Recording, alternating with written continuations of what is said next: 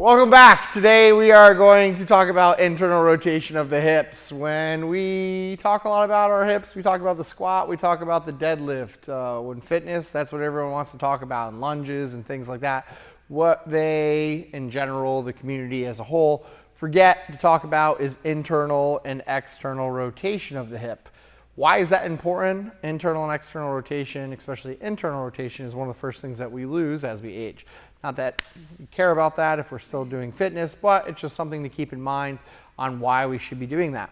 The other purpose about creating internal and external rotation is awakening one of the most mobile joints in our body, the hip capsule. Our shoulder is the most mobile. And when we have high mobility, we have low stability. So if we lose some of that mobility, we'll have a little bit more stability, which allows us to move a little bit more weight. But at the same time, if we're always just going forward and back, up and down, and we're not getting that internal external rotation, what's going to happen is some of those muscles are going to turn off. We're now going to be lifting with less of the muscles that we can be using, so our numbers aren't going to be as high as we want if we're chasing numbers. If we're going off of the feel of the body, we're going to be turning off some of these muscles that can cause pain later down the road, that you guys are going to think that it's something that you did the day before. So you don't have to do any intense training on these internal and external rotators of the hip, but it is something that you should be doing at least once a week, relatively twice a week is most optimal. Playing around, trying to explore that movement, feeling the muscles actually turning on, getting a little bit of an active stretch, and that sense of not just being very passive and someone moving the leg, but actually trying to engage and fire up those muscles and change that position. When we are also talking about internal external rotators, which we're mainly going to focus on internal this week, we also want to take that time and think about that movement. And we got to think about what's going on with the hip and the position of it. We want to allow that position to be very easy and free from the get-go. We want to know where that internal external rotation is from the start, and then we can start playing around with making it a little bit more challenging. But when working these, you're never going to get to the point where you're like dripping sweat. Yeah. Like just get these things moving, especially if you're going to do it prior to a squat or a deadlift day or a lower half day, and most importantly, running day. Running day is one you should if you're going running, you should definitely be doing some internal external rotation. So we got 3 exercises for you because it's easy, 3 movements for you guys, and we're going to start off with the first one. Easiest one we can do. We have to understand our internal and external rotation of the hips. And a lot of times we need some sort of feedback, and this is what a foam roller is going to do. So if we grab any type of foam roller, we're going to squeeze it just above the knees, so we're still grabbing it with our thighs. And then what we're going to try and do is we're going to try and rotate our knees in, and we're almost going to try and push that foam roller behind us. And then we're going to do the opposite. We're going to rotate and try and pull that foam roller forward by externally rotating. So the legs are trying to rotate in and out without bringing the toes in and bringing them out. It's going to be a smaller movement, but what you should be feeling is a lot onto the TFL, which is going to be on the side of the body. So when we're doing internal rotation of pushing the knees in that she's doing, she should be looking at the TFL going to the glute. So you're on the hip bone here, your ASIS, your PSIS, and then you have your greater trochanter, kind of a bony prominence. Right here's your TFL.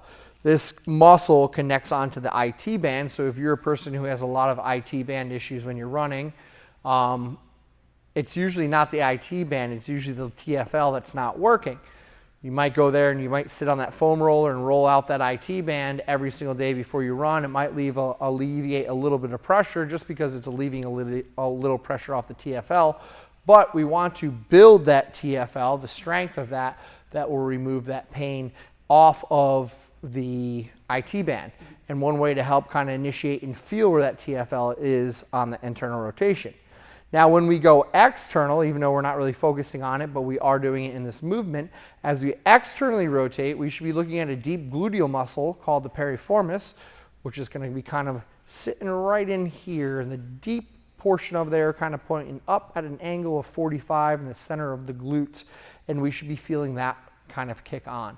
So while you're doing these internal and external rotations, focus on where you're feeling those muscles work, and that TFL on the side for internal rotation, and our deep gluteal muscle on the external rotation.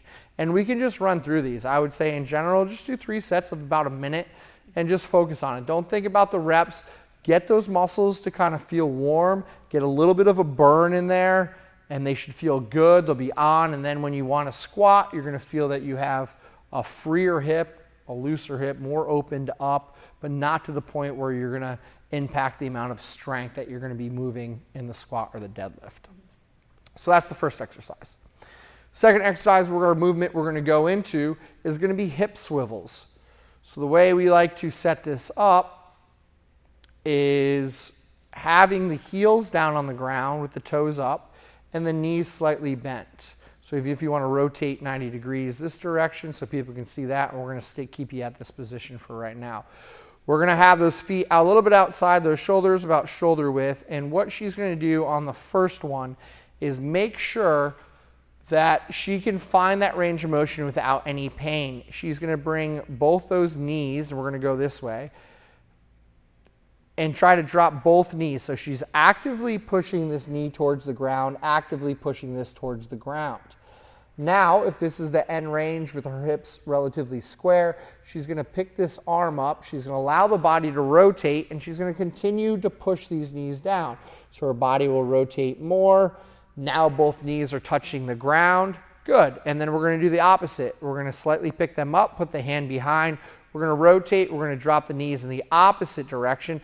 We're focusing, obviously, internal rotation onto this leg, and you should feel that pull pretty darn good right around that area. And then we're going to rotate that body as well. So we're going to pick that hand up, continue to try and drive and push those knees down, and then we're going to kind of work our way back. It's going to be slow, methodical through this. It doesn't have to be fast. You should be paying attention to what's going on, feeling both of the legs working, feeling the piriformis on one leg and the TFL on the other while we're doing these. And at the same time, we're always just pivoting on this heel. So your toes are almost like a windshield wiper on a car. If you want to go like 45 degrees, actually angle 45 so they can kind of see that, your position a little bit better, perfect. So we're going to drop that down, do the best that we can, and then we can kind of pick them up. If you want to add in the body rotation, add in that body rotation. And a good way to tell how far your range of motion is how far down those knees get to the ground. If they get all the way to the ground, great job. Keep on trying that. And we can go on to that next move. We're going to add something to it, and we'll show you that on the next one. But if not, allow that to kind of move. Same thing. I would just almost run through a minute of each one of these movements and then repeat it for 2 or 3 rounds. Like I said, start this off on your warm-up. Like I said, relatively simple, keeping that heart rate low, just thinking about your movement, especially if you're a person who's always in a car or at a desk. So those are going to be your hip swivels. And now we're going to go 90-90 hips with internal rotation.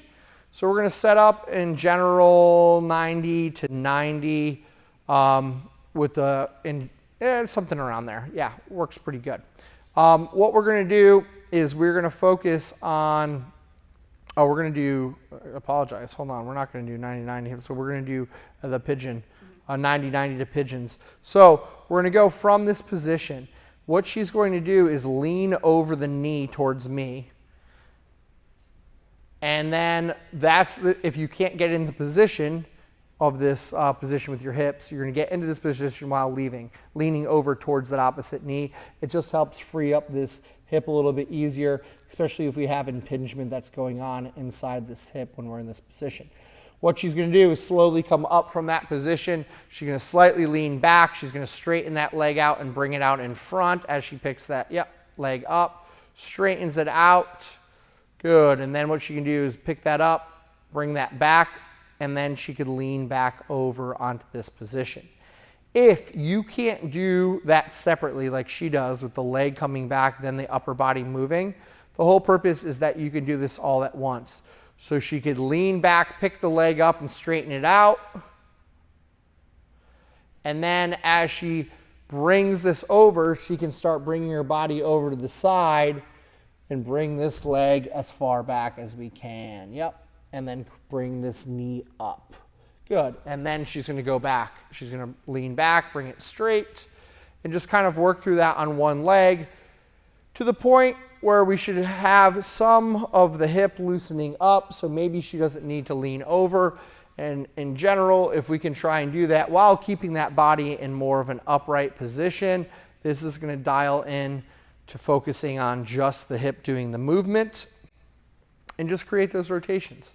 I'd spend about 30 seconds doing on one side, and then we're going to switch over and do 30 seconds on the other side. So you can go into a nice little hip swivel or whatever way, and then we're going to work that on the other side too. So we're going to we could lean over, pick that leg up. If we need to start in that position for many, then we're going to pick that knee up, slowly lean back, straighten that leg, then lean back over the first couple times, bring it behind you while it's lifted up.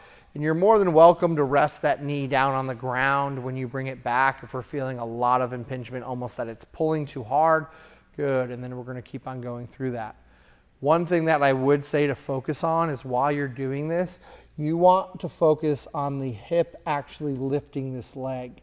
A lot of us will just go through the motion. We'll end up using the calf, the quad, and just whatever muscle we can to lift it up. But if you think about this joint capsule, about that hip being the one that's lifting the leg up, you'll kick that muscle in a little bit better. So, nice, Nadine. Give those 3 movements a try for internal rotation, and then I would go into your squat or deadlift routine, but you should feel the hips being a little bit freer.